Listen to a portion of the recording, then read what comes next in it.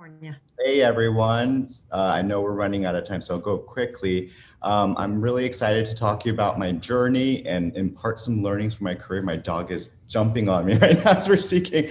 Like she said, I am the Vice President of Creative Design here at ViacomCBS, and I want to talk to you about my experience as a designer and how we can be curious and the thirst for learning and staying true to yourself can lead you to a fulfilling career.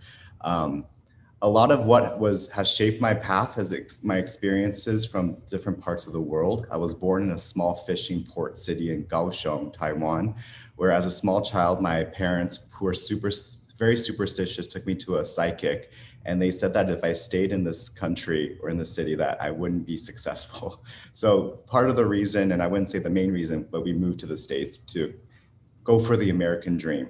But we ended up in world famous, exhilarating suburb of Richardson, Texas, which is just parking lots and chain stores.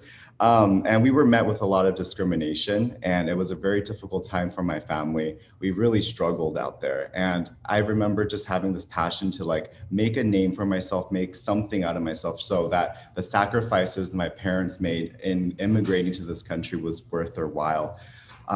We decided to go to Los Angeles, and that's really where I grew up and where the majority of my life has been on and off.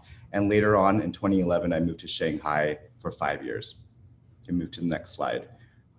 And as many of you guys know, like the immigrant experience, as Yasmina actually touched based on, was you were told to be a doctor or a lawyer. Any other career path is a joke. That's not a career path. And I've always just been a creative at heart. So as a compromise to my parents, when I went to UCSD, I decided to do basically a business degree. But every summertime, I would take on internships. And at the end of graduation, I had a very substantial portfolio from Leo Burnett, TBWA. I actually worked with Massimo, who he had that whole controversy with the USC admissions gate. That was interesting. And then after graduation, I got an internship at Disney's Consumer Products. And in 2 months, I was converted over to a full-time gig, just working so hard, networking my whole way through. One day, the creative director of APAC came to the Los Angeles office. I took a risk. I said, hello, can we get coffee to show you my portfolio? And that was, and a year later, I was on a plane to Shanghai, where I was working at the Disney Consumer Products offices in Shanghai, China. So if you can go to the next page. Yeah, in China at the time, it was a crazy growing market. It's 10 years ago. It was the intersection of old meets new, East meets West. It was a very exciting time to witness firsthand China's development into one of the major economic powerhouses of the world. Working in China was like working in the Wild West. So I remember going out to all these factory towns, rural factory towns, to train their design team. And I say in quotes because they were like a factory worker who knew how to operate a computer, or the cousin of the factory owner who happened to know Photoshop. And that was me working hand in hand with them. And that was a very eye-opening experience. I was fortunate enough to really help launch the Disney home brand in 2011 in Shanghai, and also witness the opening of Disney Shanghai. Soon after, I was approached by a global brands group, one of the biggest sourcing companies of the world, to run their international fashion design team. And saying international fashion design team may sound fancy, but I lived and worked in a factory. Like, I remember looking outside my window and seeing smog, like gray, and not being able to see the next building next to me. And I said, did I make a mistake? So that was a huge sacrifice that I made, but I knew that with the knowledge of manufacturing and sourcing would really, really propel my career. Later on, I worked at a CAA GBG, where I did the strategic localized strategies for David Beckham, Jennifer Lopez, Drew Barrymore, et cetera, for the China market.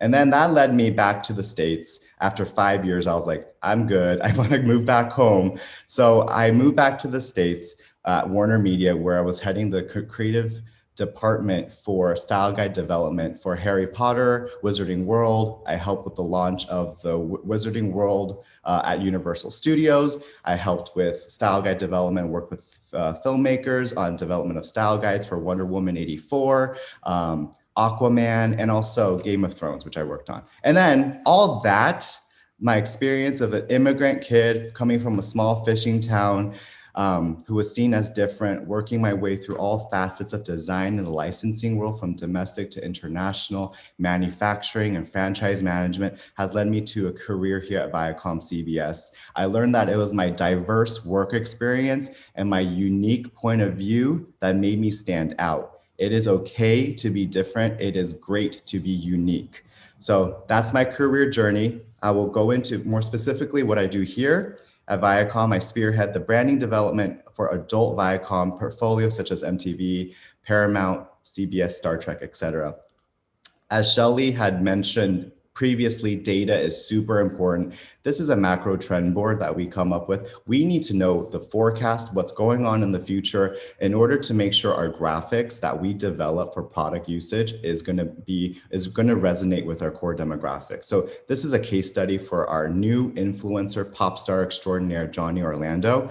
This is the macro trend that we selected called cybermorphing. It's really about virtual reality becoming reality and how it's taking over our lives, basically. I know we're running out of time, so I'm going to go very quickly. Next, how I'm able to kind of make a micro trend board based off of the subject matter, Johnny Orlando, working closely with his team based off of the macro trends and kind of pair the two intellectual properties together. And we came up with this micro board graphic solution. And then you're going to see the executions of what we came up with these modern typography, warping of text, neon pop colors, etc., and how all that marries perfectly onto our product development boards, and it upholds these like street tech sensibilities, neon pop colors, etc.